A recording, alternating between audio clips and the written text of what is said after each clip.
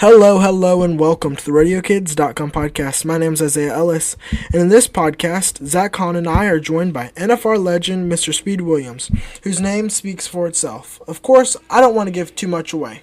After listening, I hope it encourages you to head over to RadioKids.com and just check out everything we got going on over there, and take a listen to some of our other podcasts. I'm sure they won't disappoint you. Now, enough of me talking, let's jump into this amazing podcast.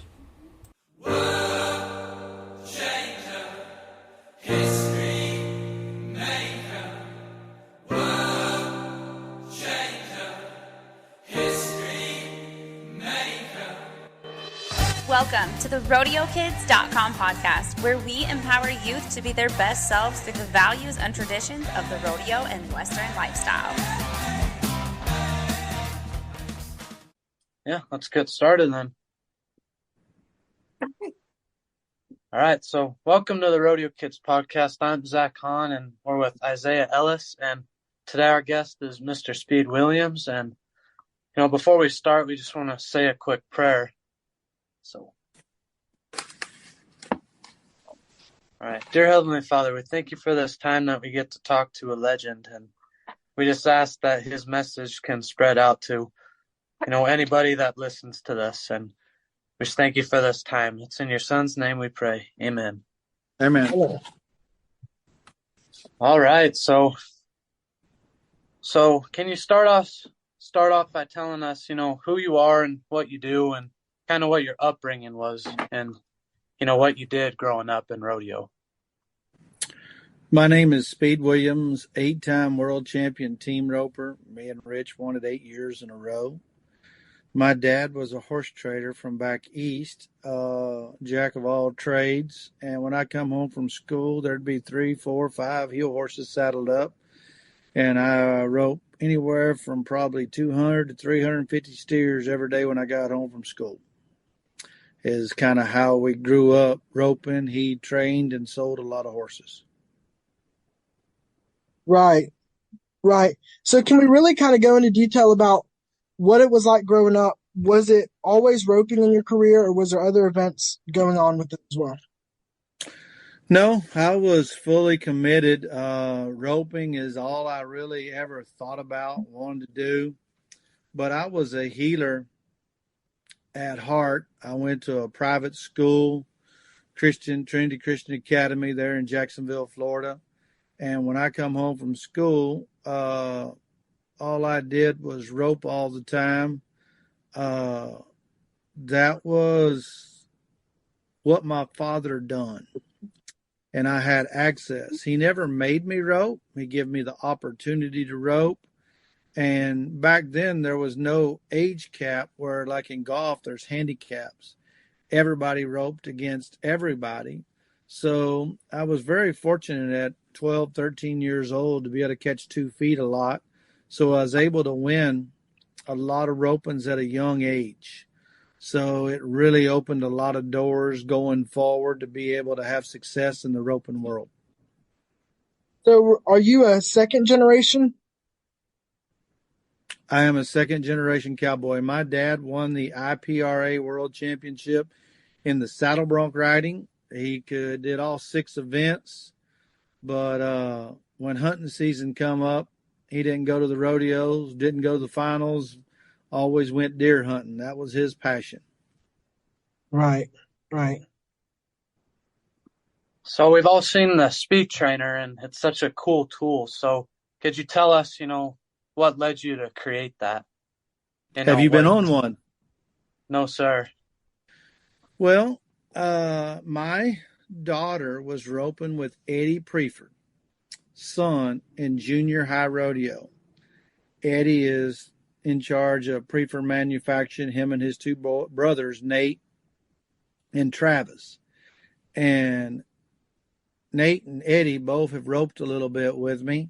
And I was telling Eddie what I needed to be able to teach my kids and his kids and my clients. I do private lessons all the time. That's pretty much what I do, 20 days a month and 10 days a month. I go with the kids.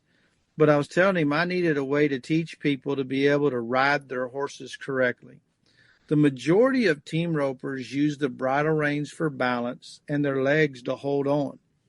So what the speed trainer allows me to do is teach people to balance on their stirrups and swing and rope, isolating the left arm and not using the left arm for balance to be able to ride.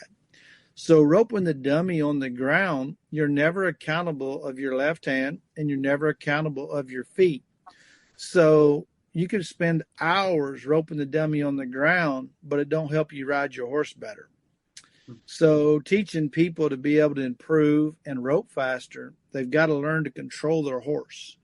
You know, a lot of team ropers want to change a bridle every month because they're pulling on their horse all the time.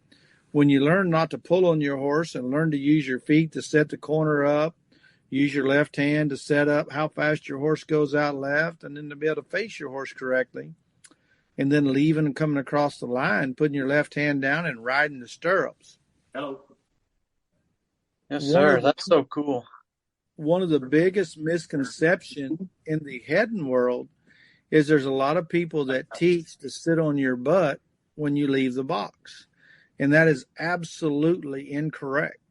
If you watch any of the professional ropers, when they come across the line, their legs are down in their stirrups, and some of them will look like a barrel racer coming across the line. Their legs will be out parallel with them when they're coming across the line. My daughter, you watch her rope breakaway, she really rides the stirrups coming across the line and allows you to have balance and be able to swing your rope. When you're trying to sit in the saddle, the horse hits you in the butt, and then it causes you to mess up your swing. So learning to get better, the speed trainer teaches you how to ride your horse and keep balance and swing your rope and not pull on the horse for balance. Right. Were there any challenges that, came along with creating that?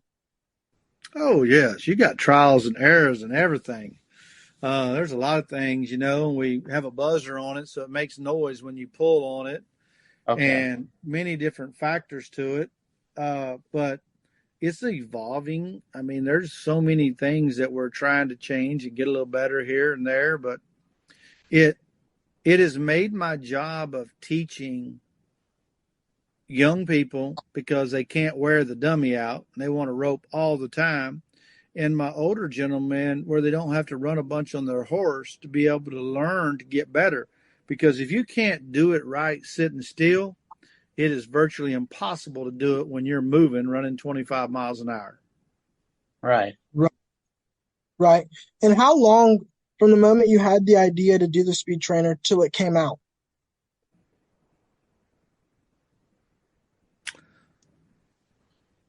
Well, you have the idea of it. I mean, I used the slick stick horse. I didn't really like where the slick stick was set up. It was a little too far for me when I was working on different angles. I want to move the dummy closer to you, but you were never accountable of your left hand. I'm going to say from the time me and Eddie talked till that it was ready in production.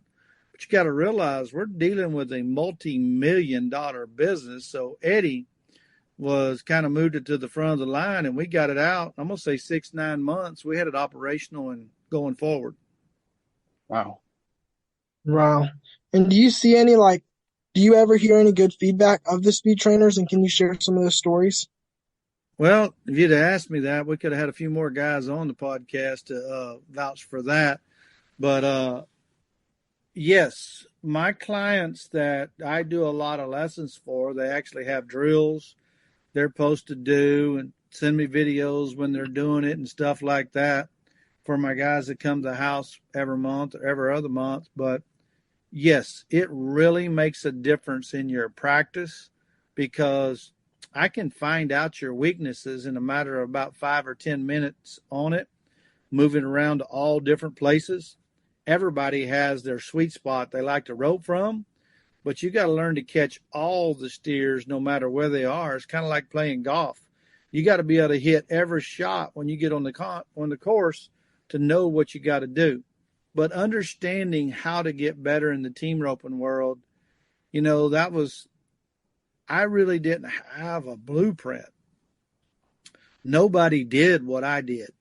So I had to figure out all the stuff to reach, handle the cow, horsemanship, all the little things involved. And then trying to teach people for a living, I had to figure out a way to make my people have a chance to get better faster. And it really was developed for me to teach my own kids. I got tired of them riding the bridle reins at a young age for balance. I had to get on and fix their horses every couple of weeks. So that was one of the big things about it, is trying to teach my own kids how to ride their horses better. Right. Right. And where can people get the speed trainer? Smarty sells them. Any Smarty dealer, any store, you can go to smarty.com, and there's a lot of videos on there of how to use the speed trainer. Right, right. So is there any like big changes, since you've created that? The biggest change is that we don't have to ride the horse a lot till we fix some of your problems. That is the biggest thing that it saves, is the practice time. There's no sense you having to run 25, 30 steers on your horse and you're doing the same thing over and over again. Being able to get on there and kick, like we have one sitting right out the window that I have a lot of clients here at the U.S. finals that'll come rope on a little bit before they rope, kind of just warm up, go through a series of drills and practice and prepare for competing. Haley hauls one with her all over and sets it up and practices on it before she ropes.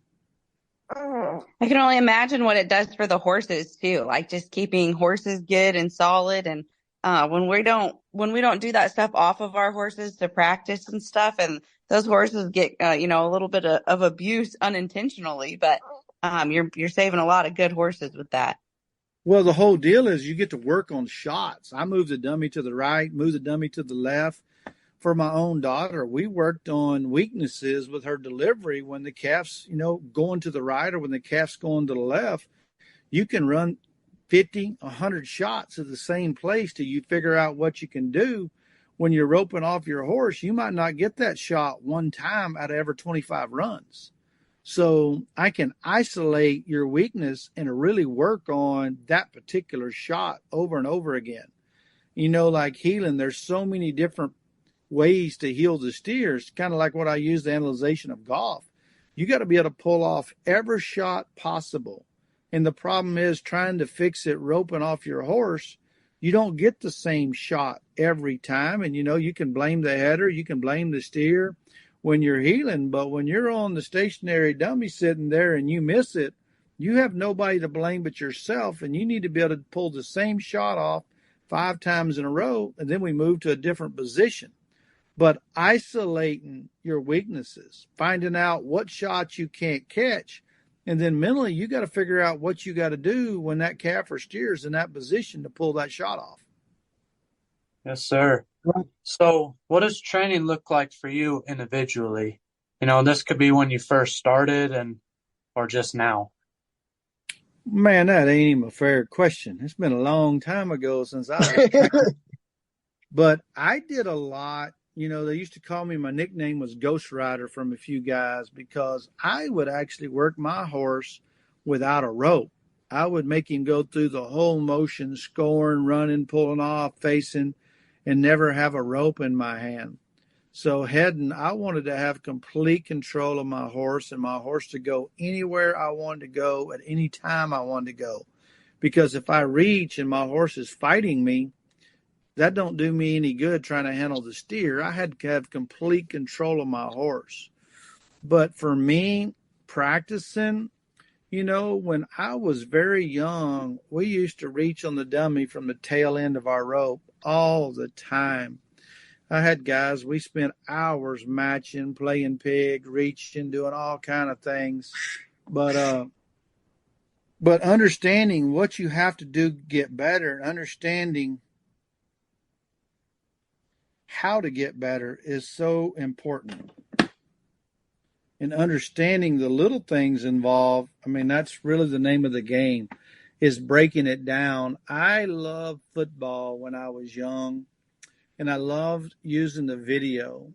So what I do with my lessons at my house is when people come, we rope to begin with, and then I film it, and then we go inside. We rope 8, 10, 15 steers, and we go inside and we watch it in slow motion. I don't say anything to you to begin with. I give you scenarios. High team 11 seconds, high team 9, high team 7, high team 5. There's different ways to approach every cow. When you got to be 11 seconds to win the roping is not the same when you have 5 seconds to win the roping. You got to gamble a lot more. So there's a whole different math equation to approach, and that's what I talk about. Some guys do really good at 9 and 7, struggle at being under 11, and they struggle going 5 because they have one approach that they use, and that's it. But in the team roping world, you got to be able to overcome so many different obstacles, because when you have 400 teams here at the USTRC finals, you're not going to run 4 steers that are going to be identically same. Some are going to check off, some will go left, some will go right, some will be faster than the other ones. You've got to understand practicing is being prepared for whatever runs in the box. Right. And how to overcome it. One of the Right. things that I like that you said too is, we at Rodeo Kids, we often kind of try to compare it to other sports like what you're doing. And nearly every other sport, they break down film, they put it in slow motion, and they really make that one of the practices that they do. And they're very diligent about it. And that is one thing in rodeo that I feel like we might watch our videos, but really truly breaking them down and having a coach of some sort to help you through that makes a big difference. Hey, I have learned so much after winning 8 world titles of breaking down videos and seeing people. I still to this day see people do things that I have never seen someone else do before. And, it's amazing that there's so many different approaches, and there's so many guys out there that teach different ways. But if you don't have a video and break it down and put it in slow motion and see what happened, what caused what happened, it's very hard to understand what happened in a run. Yeah, we can guess. I have watched thousands of runs, but when I can back it up in slow motion, I know what caused what caused what, why this happened, and there's so many variables in it. But that's what I do at the house. We have a great big screen TV, and we put it in slow motion, put it on a computer, and we go frame by frame. And there is runs that look really good going fast, and when you put it in slow motion, there's 15 mistakes in that run. Right. Right. And I want to talk about more of, as good as you are, I'm sure you've had some help growing up and help as you were learning. Who were some of your earlier coaches or mentors in team roping? I did not have many coaches or mentors. My dad gave me a basic understanding of what I need to do. He was good on letting me learn things, but you got to realize, everybody told me my swing was wrong. I swung too tight. I had to open my swing up. My rope was too light. I had to have a heavier rope, because back then everybody used 7/16 scants, big old heavy things. And I just said I can stay ahead of my horse swinging faster, but I really fought the mold of how most people believed heading was. So I didn't have a lot of people early on to talk to about heading. I would have my wife film everybody at the rodeos, and I would break down and watch what every person done, understand what their styles were, and then find the weaknesses, find the good things. Growing up, there was some karate movies we used to watch, and they talk about breaking styles down and finding the weaknesses. And that's really kind of how I approach a team roping run, where you can eliminate the horse's steps to eliminate the steer steps. And that's really how you become faster, is when you stop the steer from moving faster, moving distance. Yes, sir. And what do you think the main reason that you're successful today? Well, there's a lot of guys with a lot of talent, but to this day, uh, I've never dipped, drank, smoked, no narcotics in my entire life. My whole preparation was how to be better, get rest. My dad instilled with me, when you've got to get up at 6 o'clock in the morning, you don't need to be going to bed at 2 o'clock in the morning. You might not be the best guy in the arena, but if you are rested and prepared, you can overcome a lot of things. And that's the one thing my father instilled in me was preparation, being prepared and having options when the gate bang of how to overcome obstacles. Mine and Rich's world titles, I believe only 2 of them we had locked down. And I believe 4 of them come down to one steer could have went different. We don't win the world title. That's Right. so crazy. That's awesome.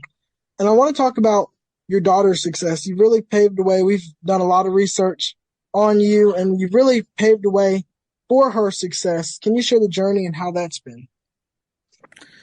Well, my daughter was my right hand from the time that she could even speak or have an opinion. She was in my arms. I toted her everywhere. In my tractor, I had her own seat. When I was out doing lessons, she would be on her horse riding, taking the ropes off. And she used to take the ropes off, but I hired Miss Becky Hawkins, Buddy Hawkins' mom, when she had 3 daughters that roped. And her job was to come babysit Gabe, and the girls got to rope and ride with Haley all the time, Gracie and Charity. And I had somebody around that loved to rope and ride, and Haley got to be out there with her girls roping and riding. But the biggest factor is my daughter did not want to be a breakaway roper until she was in the junior high rodeo and pretty much had to breakaway rope because it was one of the events in the rodeo, and she did them all. Well, she won the U.S. finals and had a lot of success in the team roping at a young age, 11, 12, 13 years old, but they got her number to all the way to a 6. And it really shut her down because she didn't reach very well as a young girl. And, she kind of weeded off into the breakaway world because she was winning in the breakaway world. And I'll never forget her whenever we had a heart-to-heart one day. She goes, "Dad, can I make a living roping?" I said, "Baby, I honestly don't know. The team roping is really hard because the more you win, the higher your number gets. It's not designed for people to have a lot of success in the team roping world because the more you win, the higher your number gets. And it becomes really difficult to stay ahead of the game in the team roping. You got to pick your places to go and make sure when you win something to justify your number getting bumped. The sport is growing huge because of Vegas. I mean, guys can go win $750,000 out there in 2 or 3 ropings. They pay $200,000 to $350,000 and they're entered in 3 or 4 ropings. And so the sport is growing huge, which is good for me because there's a lot more guys willing to put up money to try to get better to win something in Vegas. But Haley, the sport of breakaway when she was 12 or 13 was not that big. But the sport of breakaway now is huge. She won over $200,000 last year. And after winning Houston and her interview there, she got quite a few sponsors right there after Houston. Houston was a life-changing event for my daughter. Now, she had a really rough year after October 7th. A horse unloading out of the trailer stumbled and fell on her, tore the brevis tendon partially off the bone, had a hairline fracture on the outside of her right foot. She had turf toe in the middle 3 toes. She had a tear in her Achilles and a tear in her ACL. Wow. When she roped at the finals, she could not even walk. She couldn't put no weight in the right stirrup. In the breakaway world, you've got to have weight in the right stirrup to be able to throw your rope. She was able to win 2 rounds and place in another one, but, we were hurting the second day. Like, really, really painful. and they told her they could block it, but if she got too aggressive on the right foot and tears that brevis tendon off the bone completely, she's down for 6 months. So today, the last 10 days, we've got to be able to practice where it wasn't extremely painful, where she's been going to PT quite a bit, but one of my clients I go to a lot, Chad Havens with Bridgefield Electric down there in Orange, the third MRI we got on it did not show the brevis tendon was healing any better. And he made a phone call to one of his friends, Zona, down there, big lawyer. He knew some people in Houston. We got her into a specialist and said, I see this with ballerinas a little bit. He says, but this is a rare injury. The good news and bad news is the rest of your foot looks like it's healed up besides your ACL. He said, but it's going to take 8 months to 2 years for this brevis tendon to heal.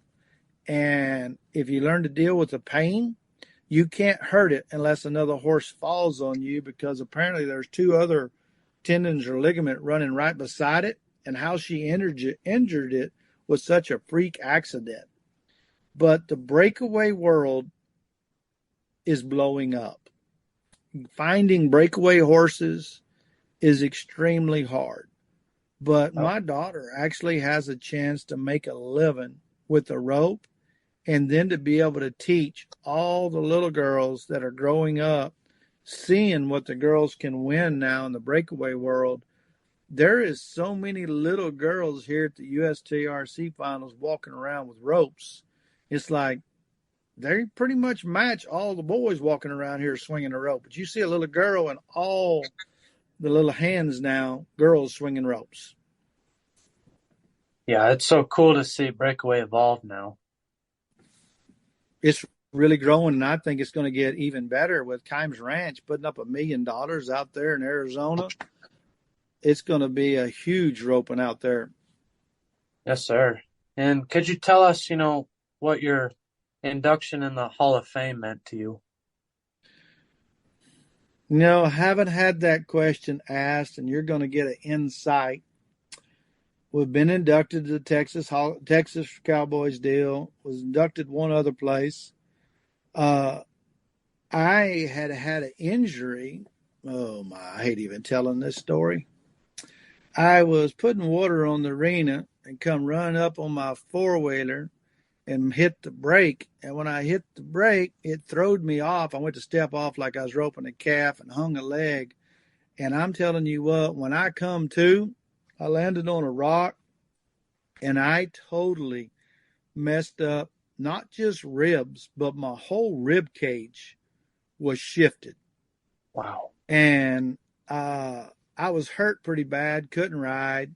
My daughter had the Joe Beaver roping over there, and I told them, I said, hey, Mom and Gabe will go with me up here. It's not really all that big of a deal. We'll go up to Colorado Springs. I've been to Colorado Springs through the Hall of Fame, but wow, I was wrong.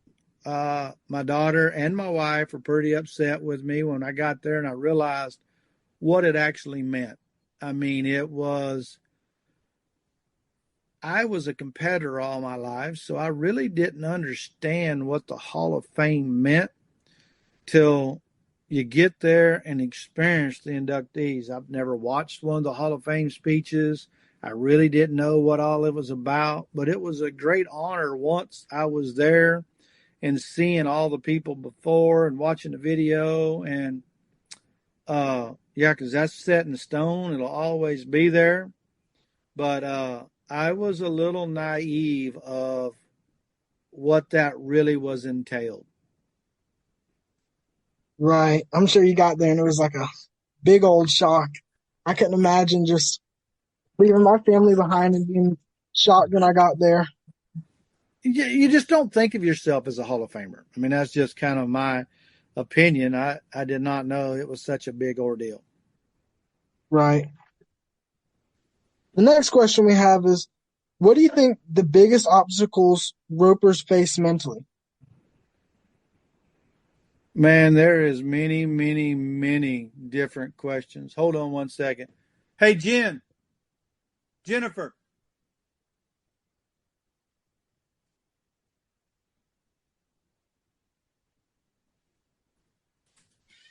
would you talk to this guy? He walked out here looking at the speed trainer.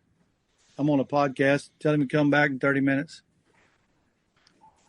All right. Also, what do you parked out here? Right. What do you think the biggest obstacles ropers face mentally? Man, there's so many different people. I actually have guys here that are multi-millionaires, and they get super nervous at the roping.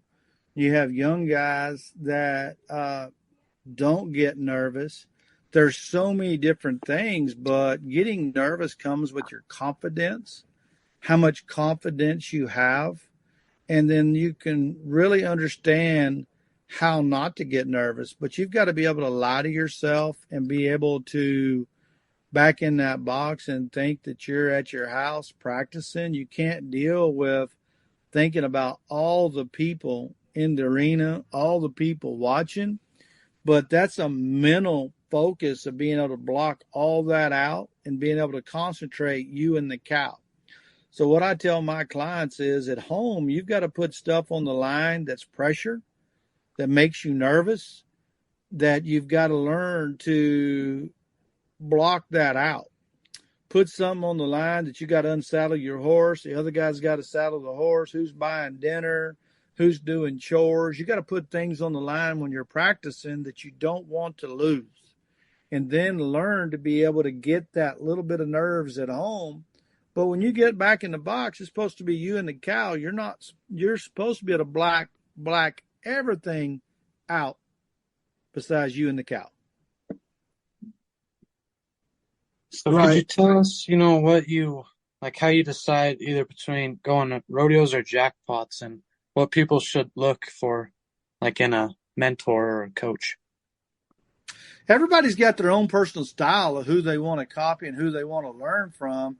Everybody's got their heroes. They've got to find out who they want to learn from, but you got to find somebody that's had success and understand how to teach. There is people that rope very well that don't do a good job of breaking it down. And there's a lot of people that break it down and understand the game and what you got to do. But then you got to have people skills to be able to talk to people and relate to people. So there's a fine line of a coach. There's a fine line of guys, but there's a lot of guys out there that can help people get better. Somebody around you that wins. If you want to drive a ways to go see somebody else, but there's a lot of guys that can help people get better. The Western industry is so funny for the amount of people that think they can do it themselves. That is one of the big things in the American cowboy way is they can do it themselves. Every other professional sport has coaches, personal trainers. For the money that's getting in this sport, I would think that it would get bigger as it goes. But you know what? The cowboy way is they can figure it out themselves. And that's the biggest weakness, because getting better, you have to understand what you're doing wrong. And that's how you get better, is eliminate what you do wrong. You got to eliminate the little things that take you out of the roping, not continue to do what you do good at. Because you're not always going to draw that middle steer, middle of the herd, leaks off to the right, or runs straight down the middle of the arena. You're going to get the one that goes left, slows up. You're going to get the cow that runs hard. You've got to practice on what's going to take you out of the roping. Right. I really appreciate that you said that too, because one of the things we were talking about, we just had a breakaway clinic at our place in Iowa last weekend. And when it comes to having, getting advice and having help and stuff, like even if you're watching your videos and you're watching them in slow motion, we get to where as an individual person, you look for certain things. When you bring in some outside help, they might look at your left hand and you might not have ever been focusing on that. And just having those outside perspectives can be the total game changer. I mean, I realized that I wasn't holding my left hand where it needed to be. And I thought that was something that I really worked on diligently, but I wasn't in front of somebody every day that was helping me and seeing those little things that I might miss when I leave it to myself to figure out. Man, I get some of the best ropers in the world to my house when they're struggling with little things and they get caught up watching the rope. They don't watch what their hands and their feet do or their horse does. They're always watching the rope. And, your rope can overcome so much, but understanding the video of the run of your feet and your hands, what the cow does, and there's so many factors. I really see the breakaway in the next 3 to 5 years of really getting so much tougher because there's so many young girls coming up that are 15 and 16 years old right now that can go fast. And, a lot of the older women don't go blast. They don't throw that fast. They go catch a lot of them because that won and made a lot of money in the past. But as we keep going in this breakaway world, there's going to be more and more girls that can throw really fast. You bet. Could you take some time and just talk about like horsepower? Like, what is it that you look for in a rope horse and what makes a rope horse special? Bottom line to that is responding to the bridle reins. You can get by on a horse that can't run as fast as the other horses if he does whatever you want when you want. If he doesn't fight you in the box, doesn't try to pull you out, he might not have to be the fastest horse alive. But if you're able to use your ability, there's a lot of things that you can do. So understanding if you have control of your horse and you're able to do things, it makes things a lot easier. Right. That's a big And thing. I kind of want to go into more detail about the NFR. When you were going to the NFR, we found something that said Williams, who was qualified for the National Finals Rodeo 15 times, 1998, 1994, 1996 through 2008, is one of the only Make sure 17 you get ropers. that number right. Go ahead. Right, I'm sorry, I'm trying. It's dark out here. Is one of the only 17 roper. Is one of only 17 ropers to make it to the NFR as both header and healer. William has spent his time off the circuit helping others rope with schools and online educational videos. So I kind of wanted to go into the NFR experience and what it took lining up to that. That is a pretty vague question, Cowboy. Making the NFR healing, I was 20 years old. Man, I'd done a lot of rodeo and amateur rodeos back east, healing, had a lot of success. And I went with Casey Cox out there rodeoing that year. And we made the finals. And I come home and I told my dad I wanted to be a header. There was so much room for improvement on the heading end versus the heeling end. And I feel like that still today. There is so much room for improvement on the heading. There's so many guys that can heel fast and heel consistently. But it takes a lot more work to be a header than it does a healer. And you have to have multiple horses for different situations. If that makes any sense at all. Yes, sir. But making the national finals is not easy. There's a lot of guys that rope outstanding that go all year that come up short. But there is a lot to go on. And bottom line, you got to have somebody to help you, pay the fuel, help you buy horses. I wouldn't be here today if I hadn't had help buying a couple horses myself. Right. So we see you and Rich, and What? it's just crazy. You guys did so good. So what do you guys look for in a team roping partner? Well, you got to have the same goals. When me and Rich first got married, first started roping together, we were only married. We had no kids. We had the same goals. We wanted to try to win a world title. That was our goals. And, we might have difference of opinion in life, but we both worked at it. We got up, roped in the morning, went and eat lunch, come back, roped again, put the horses up. We'd run 30, 40 steers before lunch, after lunch, and then in the evening every day. I mean, that was what our deal was every day. We practiced all the time. And then I got to where I would turn steers for him, and then I had my own arena with lights, and I'd go home and work my cat horses at night while it was cool and this, that, and the other. But we worked at it. That's the one thing I'll give Rich. When I first showed up to his house, his steers weighed 700 pounds.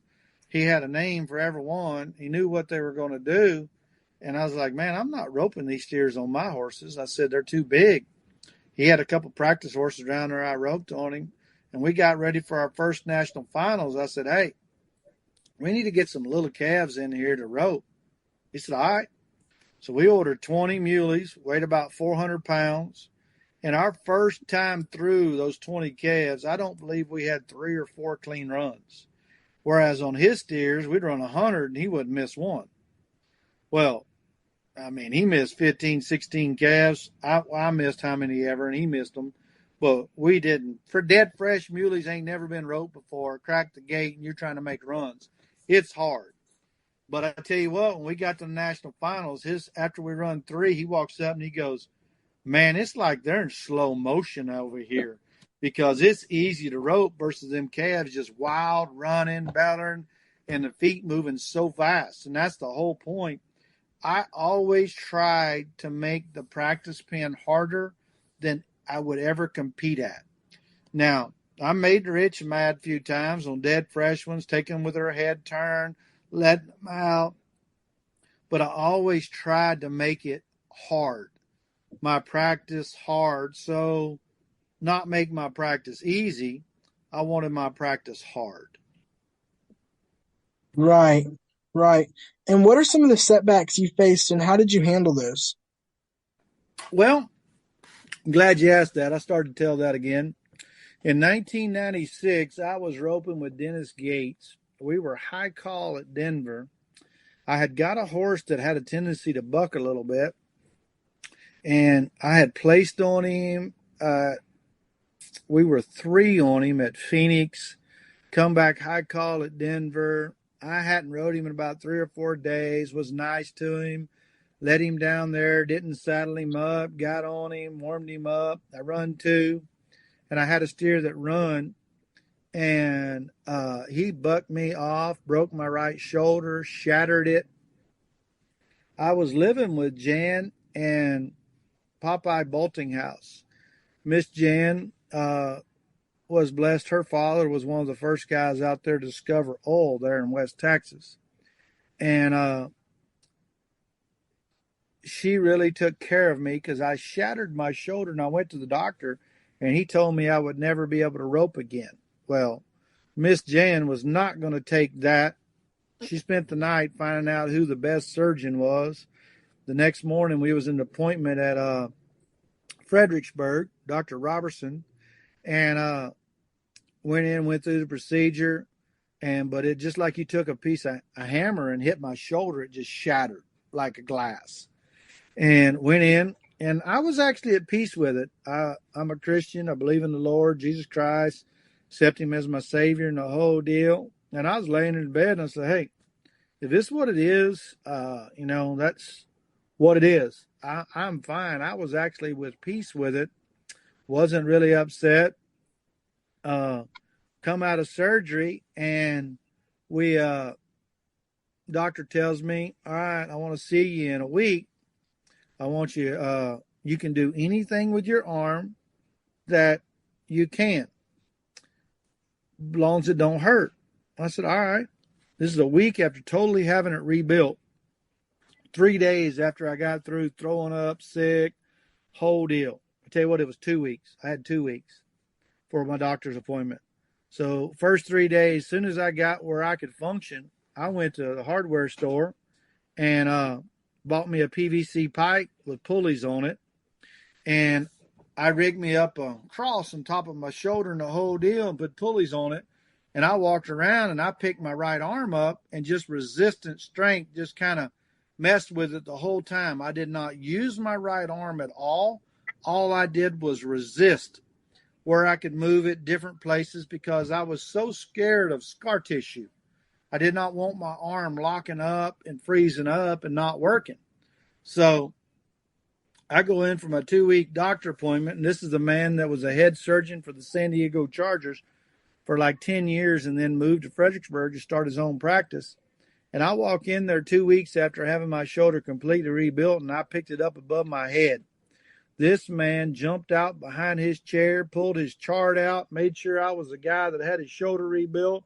He said, "Young man, you're not supposed to be able to do that." He said, "What have you been doing?" I said, "You told me I could do anything I could as long as it didn't hurt." I said, "I haven't done nothing but resistance." And he had me go through everything I had done. And then I told him I went and bought a bunch of those balls at the little gumball machines, and I would throw them against the wall and then try to make my arm move around to catch it as I got better. But I really worked on my hand-to-eye coordination. But I was not supposed to rope. The man used tape, never had to go back in and have any pins or anything taped up. It was a new surgery that he done, but he took a ligament off another place, put it on the arm. My right shoulder's a hair shorter where he shaved some of the bone off that was there. But it really was a blessing in disguise because I had hurt my shoulder earlier in life, calf roping, fell on it. But it finally just disintegrated, got it rebuilt, and then it really made a difference, except when a storm would come through. You know, you hear people talk about when they have a broke bone. Hey, my bone was shattered. I would be in the floorboard crying when that pressure would get hot, when them storms would get real high, the barometric pressure. Ooh, for about 3 years till it sealed up. Never hurt me no more. But it was a life-changing experience that never knew if I'd ever rope again. Wow, that's so crazy. So we're closing up on an hour here soon. So what's the best advice that you've, ever heard, growing up? I don't know if the best advice I ever heard growing up, the best advice I can give somebody, just because somebody tells you can't do something, don't resist that. Hard work overcomes a lot of things, but not just hard work, understanding what hard work is. Do the math, think about what you're doing. Preparation is huge. I try to tell my son when he gets up in the morning, before he gets out of bed, go through his daily process of what he's going to do and try to figure out where he could save some steps at, and go through his daily plan and figure out how you can make it easier for yourself. And that's the same in life. You've got to process your daily activities and make a plan of what you're trying to achieve. Set little goals. You want to practice this many hours. You want to be better. You want to do this. But understanding how to get better comes with preparation and understanding what you're practicing for. Practicing when you only have 30 minutes and you're in a hurry, you don't do nothing but mess up your horse and usually get yourself upset, because when you're in a hurry, your horse don't work and everything will go wrong. Yes, sir. So before Isaiah closes, we just want to know, where can we follow you and keep up with you?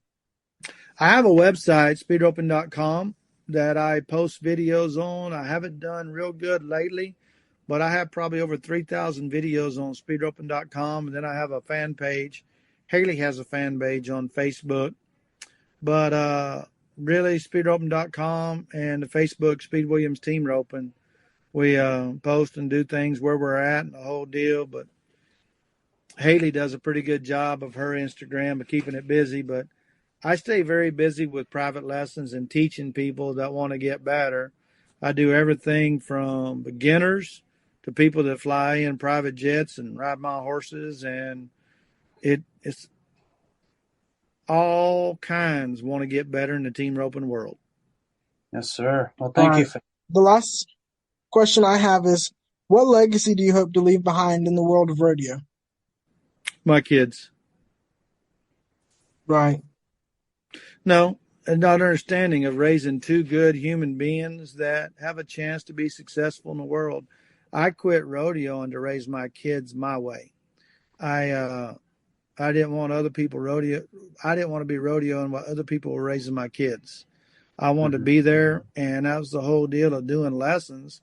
I was able to teach other people how to rope and my kids at the same time and make a living while I was doing it. Right, right. That's pretty awesome. Yes. I want to thank you so much for joining the podcast. This means so much to all of us, and I'm sure it's going to Well, help. I will give Help you us. one thing there, cowboy.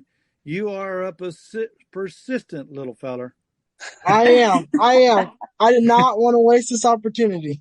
I mean, 14 texts later, I'm like, I'm giving you a date and a time. I will give you that. That's the only way to Yes, get through life. Don't back down when you want to do something. Be persistent. that's what I did. Be persistent, work hard. And was Yes, very polite while you were doing it. yes, yes. Well, thank you so much for taking the time. It means so much to all of us. All right, man. Good luck. You I have a got great Hayden day. right out the window roping on the speed trainer right now.